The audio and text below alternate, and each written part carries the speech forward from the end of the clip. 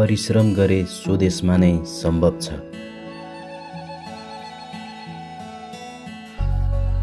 खुसी छन् यो वर्ष लक्ष्मण मगरको परिवार।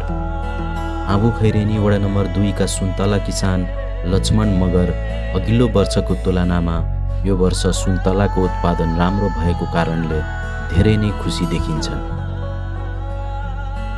करिब 10 रोपनी क्षेत्रफलमा रहेको सुन्तलाको बोटबाट यो वर्ष करिब 8 लाख बराबरको सुन्तला उत्पादन भएको उनी सुनाउँछन्। गत वर्ष जम्मा 2 लाख रुपैयाँ बराबरको सुन्तला उत्पादन भएकोमा यो वर्ष आँबुखैरेनी गाउँपालिकाको प्रशिक्षण र आफ्नो कडा मेहनतको फल पाएको उसको कुरा छ।